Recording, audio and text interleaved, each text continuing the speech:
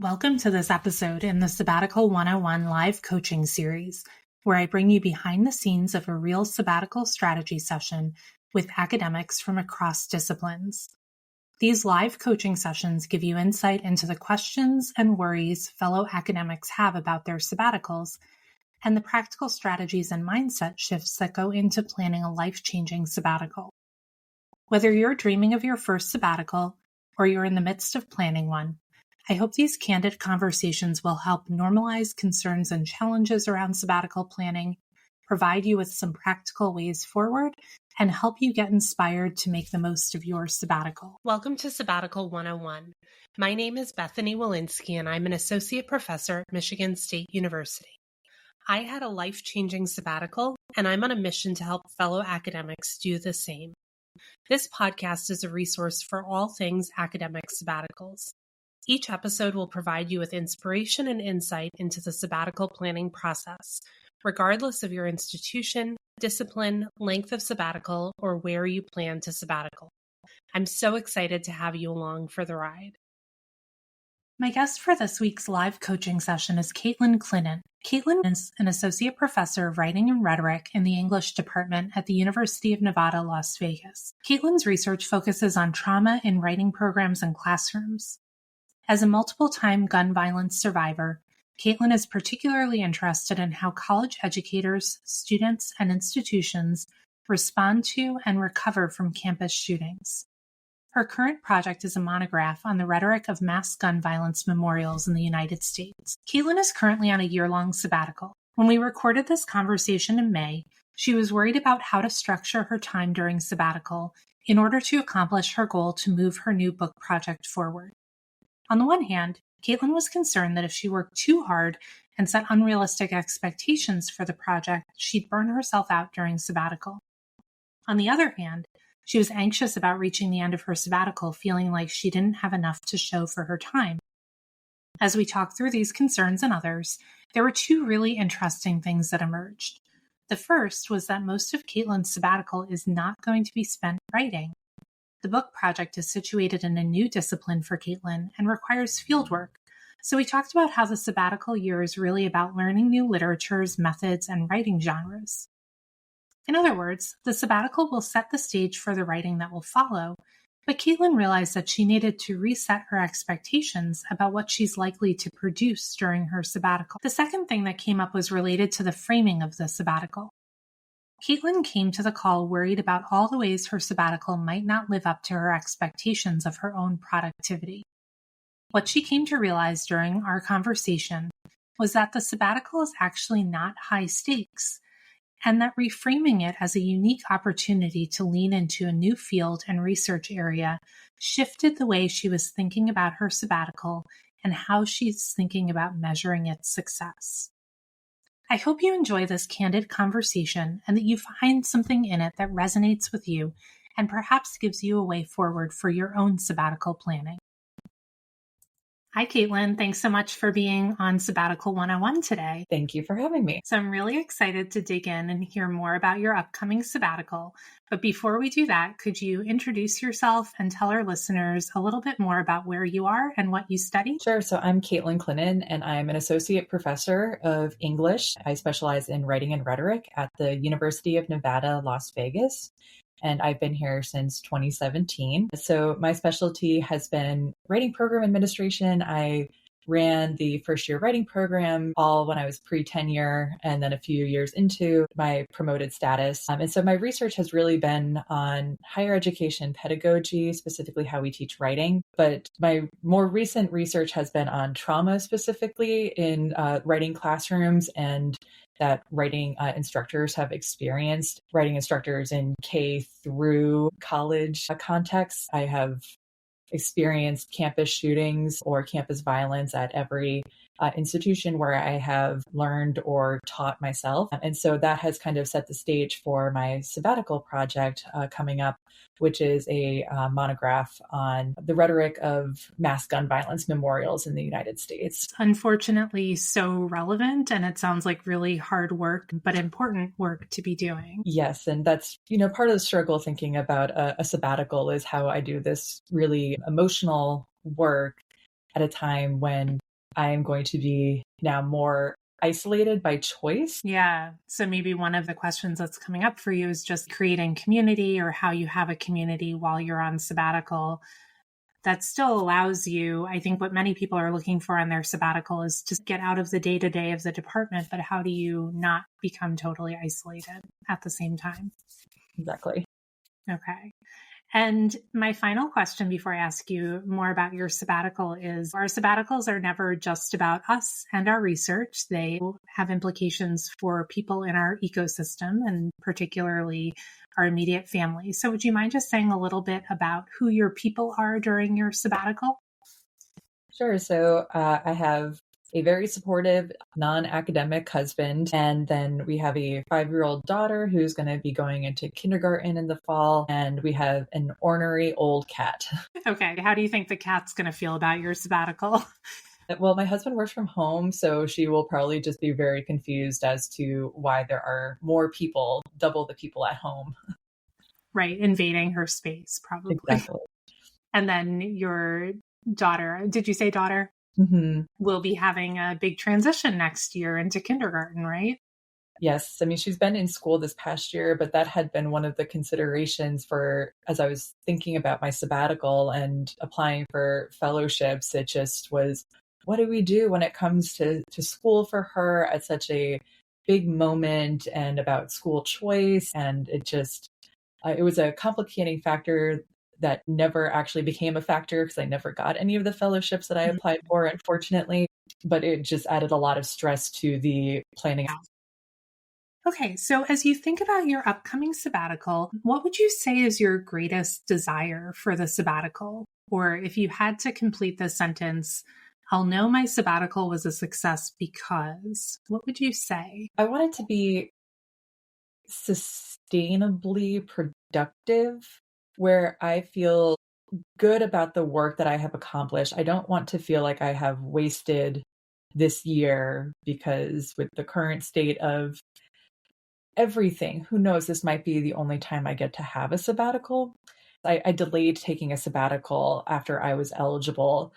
Everyone kept telling me like, oh, take a sabbatical. I wasn't eligible after I got tenure because I got tenure a year early. And then I just kept putting it off because I wanted to have a project that felt really worthwhile and that I would be able to devote myself to a year's worth of work on it.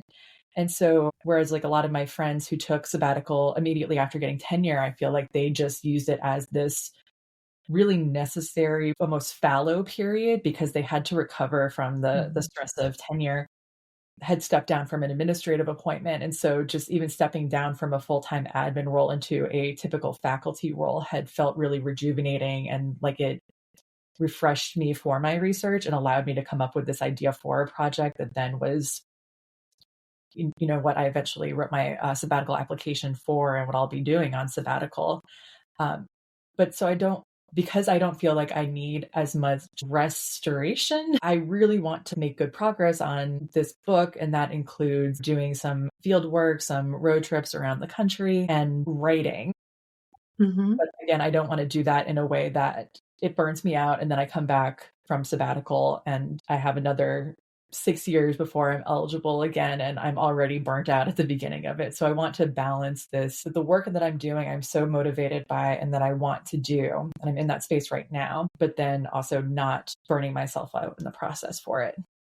Yeah, that makes sense. So a good sabbatical would look like, is the plan to have the monograph written? Is the plan to have it researched? Like What's the timeline in your mind for the monograph? I don't think it's realistic to say that I'm going to write a book in the next year.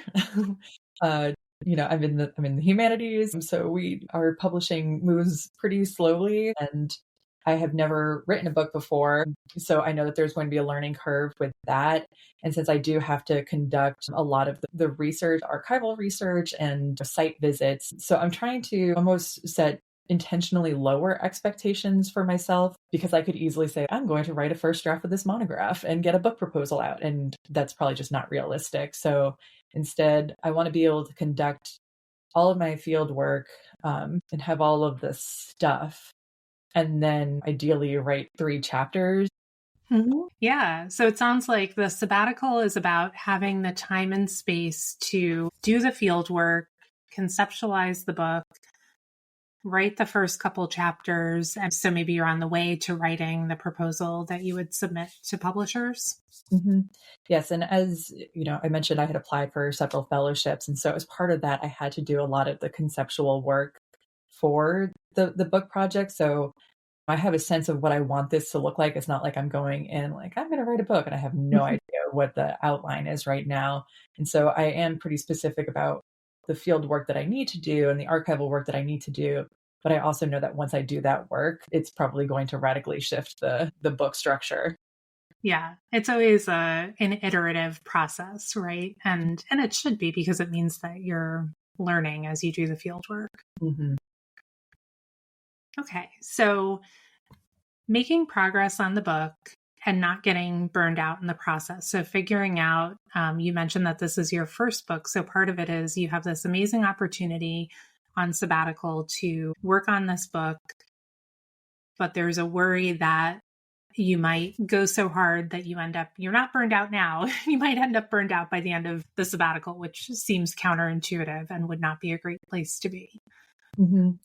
Yeah, as I've been talking to people about, the project specifically, because so it's about mass gun violence memorials in the United States. And so I have personal connections to, several places that have, had mass gun violence events. And so folks that I've talked to about it have been asking me like, oh, well, this seems like a really emotionally heavy topic. Like, how are you going to do this? And for me, this book feels a little bit easier than the book that I initially thought I was going to write, which was going to be about higher education after campus gun violence. And that one felt too recent. It felt too much for me to do. Yeah. This book about memorials felt a little bit more like at arm's length. And so I could do this work, but I also know that when I get into it, it could be really emotionally heavy. And I'm going to have to be doing some road trips, traveling across the country, and I'll probably be by myself doing that work. And so I just can't anticipate at this point the emotional weight that this is going to take, the emotional labor that it's going to take for me to work on this project sustained for a year. Yeah. So it's not just the work itself, but it's also maybe building in time. I can imagine you have these cycles of field work where there's some sort of preparation, then you're doing the field work, but then you'll need some processing or decompression or another not research related activity to help you not stay in that heavy emotional state for too long, or help you process the field work that you've done. Exactly. So as you think about the upcoming year, the sabbatical, and we've talked a little bit about some of the challenges you anticipate. Are there any other challenges that you're anticipating? Maybe you can see this vision of yourself at the end of sabbatical and you're like, I've made all this progress. I did field work. I have this book proposal ready to go. What right now is standing between you and that outcome? Well, I guess just one of the other challenges, on the one hand, I'm worried about burning myself out. And at the other end, I'm worried about like wasting this entire year because I've recently been diagnosed with ADHD. So the idea of having a year without the structure of my service obligations and my teaching and deadlines from, articles or different things like that, just like the rhythm of publishing and now taking on this kind of solo project, a solo long-term project. That's also, so I feel like I've got these two extremes that I'm worried about that, come end of June next year, I'm going to say I did too much or I did too little. Yeah. Do you have any examples of times in the past when you've had this unstructured time? Maybe if you're on a 9-month contract over the summer, what have you done in the past when you have some unstructured time and you need to get something done? So I have always done, articles and like book chapters and things. And a lot of times I'll write for special issues or for calls for papers that have, a pretty short deadline. Everything has to be done within this time period. And I can make deadlines. Mm-hmm. They are imposed by somebody else. But then when a project like this, where it's, well, the book proposal is due whenever I submit it. Mm-hmm. Or if I set deadlines for myself, then those are the ones that are easiest to push back because I know that they're fake deadlines. And so really the only thing keeping me from this book being published is me and my deadlines and lack of prioritizing them. And in the past, that's also been okay, well, I'll prioritize other people. I'll prioritize my teaching. My students need feedback. This person needs a letter recommendation. There's this service project. But I also had, tenure breathing down my neck. I had other stuff. Mm-hmm. So I knew I had to prioritize these things. Now I don't have any of that. I don't have like the pressure of, I have to go up for full in this amount of time. Like I'm already on track. Like the book is the extra thing. Like I don't need the book to get full because of the articles and book chapters I've published. So I guess that's just, maybe I need somebody on the outside to say, okay, well, here's your deadline for this. But then I also don't know what's a realistic deadline to set for myself at this point, because I haven't done this before and I have to do the field work too. Yeah. Yeah. Well, and it sounds like there are really, you started out by talking about a book project, but there are really multiple steps within this, right? Because you have multiple field sites. Do you know how many field sites you have? I hate to say it's unfortunately changing, but I'm planning on at this point probably 10. Oh, okay. Yeah. So that's a pretty extensive amount of field work, right? Mm-hmm. Okay. So one thing that I could imagine being helpful is even doing some mapping out of that field work. Like, what does field work mean, right? What are the tasks involved in setting it up, even the logistics, which I imagine, looking at your daughter's school calendar and figuring out when can you be away, because once we put the school breaks and the holidays and things in, time can get a little shorter. So there might be an initial mapping of those sites and saying and geographically mapping too. How long do I need for each site? How long will it take to get there? And how much time will I need once I'm there? And then also once I'm done to kind of process whatever data or reflections you have. So I wonder, have you done any of that yet? Like thinking about what it looks like to do field work in each site? I've started to, and that's a conversation, that my husband and I have been having about just how much time can I be gone at one time? Mm-hmm. Because, like many academic families, like we don't have any family here. It's just us and a great community of people. But, that doesn't mean that I would feel comfortable going away for like a full month. And I would miss my family, especially with this work. I worry about being too far removed from the people who keep me grounded and happy and that I love. Mm-hmm. And so that just kind of makes it difficult. I'm kind of imagining 2 separate road trips at this point, one through the Mountain West gun violence memorials, and then one on the East Coast. But then I'm also waiting for some of these memorials are going to open for the first time, and they don't necessarily have a solid opening date yet. Mm-hmm. And so it makes it difficult to plan, at least for some of them. Sure. So there's necessarily going to need to be some room for iteration and some flexibility. It would be unrealistic to have a very firm schedule, although it sounds like you do need to have some good sense of how long you'll be away and which stretches of time, so you can arrange, childcare or whatever you guys need to fill in the gaps of you not being there. Mm-hmm. So are you envisioning that most of the field work would happen in the fall and then there would be writing in the spring? Or are you imagining field work and writing kind of coexisting? Goal would be to get the field work done as early in the fall as possible, just because, I will be driving. I don't really want to be driving through mountains really anytime after October. Understandably. But I also recognize that I will probably start writing, because one of the chapters I'm envisioning is about the process of the negotiations that go into the community deliberation around these memorials. And so a lot of that is archival work that I can access online from anywhere. And so I was thinking that I could be working on that while I'm thinking about these or conducting these site visits. Mm-hmm. Yeah. Yeah. And then in terms of what typically works for you as a researcher and a writer, what are the kinds of patterns that, like, if you do have a time set aside to write, how does that usually look for you? How do I usually write? Normally I write in binges. And this is such a different project for me too, because, as I mentioned, I do mostly like writing pedagogy. And so it would be like, I would have assessment data that I would be writing up and working with. And so it's a new research methodology for me, mm-hmm. and kind of a new field of scholarship. And actually, it's very interdisciplinary field of scholarships that I'm now trying to learn more about as I'm situating my project within it. So again, it kind of feels like I have to learn new processes because, again, it's this long-term project, but it's a radically different sort of project for me. Yeah.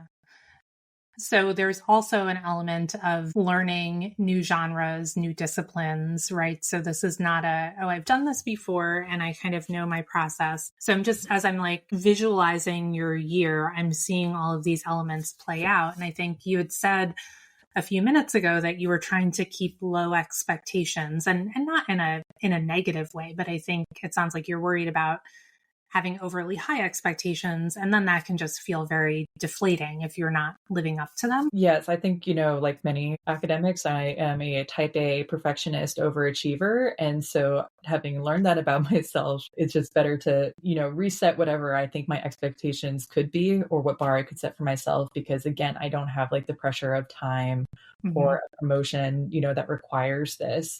And so I want to do it right. And I want to do it in a way that is healthy and sustainable for me and my family. Right. Especially because, like you said, this is a long-term project. So this is going to extend beyond the life of the sabbatical. And so it sounds like viewing the sabbatical as this really unique opportunity to dig in, to continually remind yourself that you're learning a lot of new things too. I think sometimes we forget that even as someone with a PhD who's been in this business for a while, it's hard to learn new things and it might take time longer than you think just because you're steeping yourself in a different literature, you're learning a new methodology, figuring out a new genre. I think it probably will take a little longer, but what a great thing that you have sabbatical to have this time of experimentation and learning.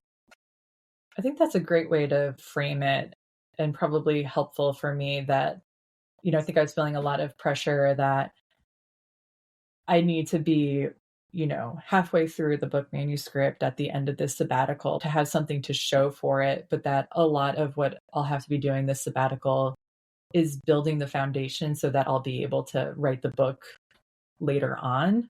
Mm-hmm. I guess I've been studying my field for a decade at this point. So I know the literature that I cite all the time. I can explain these theoretical concepts that I'm using. And now I have to learn those theoretical concepts. I have to think about my methodology. I have to conduct the field work, obviously. So with all of that, like I have to spend the time doing that. And there might not be something at the end that I have to show for it in the same way, but it'll allow me to make better use of my time when I do return from sabbatical so that I can finish the book.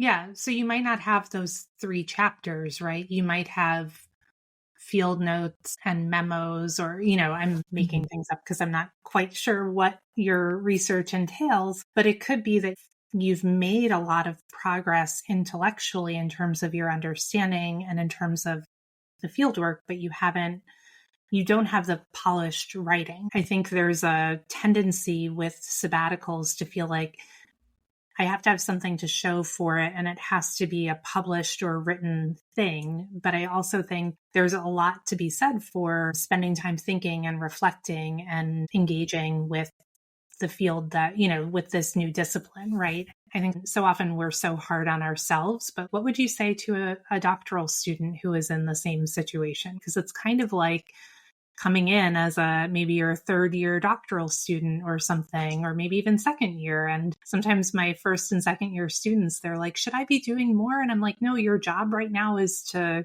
learn and think and see what's coming up for you as you're engaging with new ideas and new literatures. Mm-hmm. That's great. I had been thinking about, like, I have to make a syllabus for myself. I have to make a reading list for all the things that I want to read. Because right now I've been doing haphazard research and finding things, and there's way too many folders on my desktop sort of thing. Mm-hmm. Putting it down and saying that this is worth the time on sabbatical to read through and to really think through.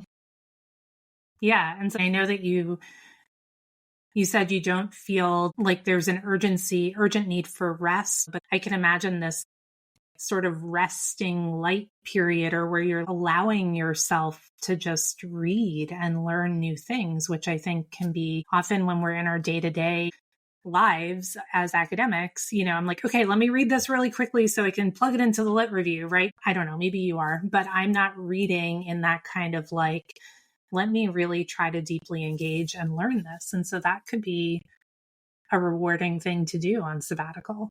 And I think that's also a good pairing with the field work, because if the field work is as emotionally heavy as I think it may be, then reading other people's work would be easier for me, because I will have the space for that. I will not have the space to probably be writing and processing beyond like my field notes at that point. Yeah, and maybe some journaling or voice memos to do some of the processing of your own emotions in relation to the field work. I'm thinking a little bit about this concern about feeling isolated. And I'm wondering if there are other communities of scholars who are doing this kind of work that you could plug into during your sabbatical. I wonder if building a network with scholars in the same area could be a useful way to feel engaged with a community during sabbatical. Yeah, I think definitely I could do that. And because I'm entering this new area for me, and working with people outside of the academy, as I'm looking at the different memorials, I've found that I have to put myself out there more and just cold email people. And so far, everyone has been great about it. People who I've been reading their books, and I just emailed them, and I feel like such a fangirl. I'm like, this was really helpful. And, they seem to be really responsive to that. And so I think I just have to do that more intentionally. And as I've been thinking about the field work that I'll be doing and being on the road for a few weeks at a time, thinking about like, where do I have friends or colleagues that I can maybe meet with, maybe sleep on their couch. Yeah. I think that would be a nice element to these kind of heavy trips. If you were able to visit with a friend or a family member you don't get to see often, that again, it also takes advantage of this unique moment of sabbatical. You have more flexibility. You don't have to get back to teach your class, or you don't have this deadline looming. So I think the more you can find ways to lean into that, for my clients, one element of a really great sabbatical is that it feels different from your day-to-day, that it's giving you a different rhythm, a different routine. I think you're naturally going to have that because of these fieldwork trips. And it would be nice if you could build into those trips opportunities for things that feed your soul in some way. Maybe going to visit a random site, or, go for a hike in a place that you've wanted to visit, so it doesn't all have to be only about the field work. Oh, I will definitely be finding all of the vegetarian and vegan restaurants like in the middle of the country. There you go. That's awesome. So yeah, you can have these personal goals that are a little bit lighter, balance the heaviness of the work that you're doing. And then the other thing I was wondering about is, we talked a little bit about the structure and the scheduling, and how do you kind of create a balance between, you don't want to work so hard that you get burnt out, but also what if you don't do anything at all? I think that the fieldwork is going to give you a natural structure, right? You're not just sitting home every day saying like, what am I going to do today? But I wonder about an accountability buddy, or some sort of like if you have another friend or colleague who will be on sabbatical at the same time, and sort of having a writing group or check-ins or something to kind of hold each other accountable. Yeah, I had been thinking about, the different, sort of Facebook groups, the professional Facebook groups that I'm in, checking to see if anybody else would be interested in sabbatical accountability group or first book accountability group, that sort of thing. Yeah, I think that could be really helpful. And there are also some things that when you think about that plan for writing, I mean, it sounds like where we're coming to in this conversation is that actually the writing might not be a big part of the sabbatical. The bigger part of the sabbatical might be the field work and the reading, but then there is going to be processing field notes, or, processing, like, how are you going to keep track of the literature and stuff like that. So maybe there is a loose structure you put in place for yourself that can be modified as you go based on how fieldwork is going and what you're learning. But there could be some milestones that you set for yourself, and then having a group or a person who can help hold you accountable to that would be really valuable, I think. Yeah, I think the accountability is going to be key because, as I mentioned, now that I have been, diagnosed with ADHD, I recognize that like my strength is in the initial stage. I can plan with the best of them, but then when it's me on my own, I can say like, I'm going to, give feedback on 5 student papers. And if I do that every day, and yet I'm still here giving feedback on 50 papers in one day. And so I think that having that sort of accountability from somebody else when I'm actually in this, because aside from the logistics of the field work where like that is set in stone and that's something I can't deviate from, these other aspects where it's just on me, like I will have trouble adhering to the great plan and structure that I put in place. Yeah. And I think it's very motivating when we have to report what we've done, right? So having someone who's going to ask you on Friday, oh, what did you do this week? Did you get to that thing you said you would? Well, and, again, like I'm fairly new with like my diagnosis and I'm still like learning how like I am, like how, it's kind of forcing me to think about how I have been in the past and, grade or responding to, 50 student papers doesn't interest me as much as this, project that I'm working on. So there could also be this hyper focus that happens. I'm motivated to do this. So maybe the structure won't be as much of a problem because this is what I want to be doing. This is the project that really for the first time I've set for myself. Mm-hmm. Yeah, no, I'm learning a lot more about ADHD because actually quite a few of my clients have ADHD and the hyper focus is a thing. And then there's a concern for some clients that they won't be able to stop. So like once I start, what if I can't stop? Like skipping meals and things. Yeah, I'm not as worried about the stopping because I have a 5-year-old. She demands it. If I don't feed her, she gets pretty hangry. So she lets me know. Aren't kids great in that way for keeping us in our routines? I think about during the pandemic, friends who didn't have kids who were talking about not having any schedule. And I was like, well, we had a 2-year-old and a 5-year-old and pretty much they keep you on schedule because they still wake up at 6 every morning needing to be fed. Well, I was living that newborn life. So oh my gosh. Everybody was in the newborn phase at that point. It must have just been a blur. Mm-hmm. Yeah. But, with my daughter, it also really helps me set work boundaries because once she comes home, then there's no work that's going to happen. And I like to sleep, so I'm not going to stay up late. I might wake up early, but she's really good at reminding me of the things that I value more than my work. Yeah, for sure. No, I 100% agree. My son was born when I was writing my dissertation, which I would recommend to no one. But the good thing about starting a tenure track job with a baby in tow is that it really helps you keep your priorities straight. Well, Kaitlin, it's been so great to talk about your sabbatical, and I hope that the conversation has yielded some new insights or thinking about how you might approach planning it. It definitely has. So I think I'm going to be reframing this as I'm not lowering my expectations, but I am shifting them to something that needs to be done and that also isn't going to be as overly ambitious, but will help me get to my end goal, even beyond the sabbatical. Yeah, and from what you've said, it just sounds like nothing about this is high stakes either. And that's why it made me think this is just such a great opportunity. You've been really successful. You are well positioned going up for fall. And now you get to work on this project that you care about a lot. And so what a wonderful opportunity to get to work on it for a year. And I'm confident. I don't know you well, but from what you've said, I feel like you're going to make progress on this project and you're going to be in a great place a year from now to then think about what are the next steps as you move this project forward. Even though being realistic, it's not going to be done next May, but you will be so much further along after the time you spend on it during sabbatical. Well, please don't tell my university leave committee that it won't be done, but I agree. I see those sabbatical applications. It's kind of like a grant application. It's your best thinking in the moment about what you'll accomplish. But I also think that sometimes even just talking through the project in this conversation, it's become clear that there are multiple layers of things that need to get done and that are going to take time if you want to do them well. You might be able to crank out a book in a year, but would it be something that you're proud of? Would it do justice to what you're trying to study? No, this is my passion project. I want to do it the right way. And by that, I mean like the way that makes me feel as good as I can about it, and that I'm really proud of the work that I've done, not just in the book, but, hopefully the larger conversation, about gun violence. Yeah.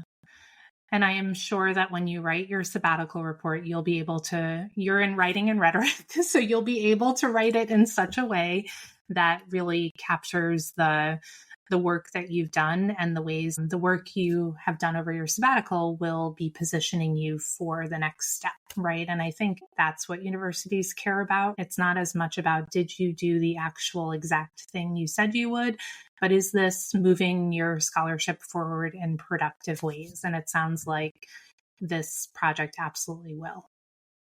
Agreed. All right. Well, thanks again, Kaitlin. It was great to talk. Thanks, Bethany.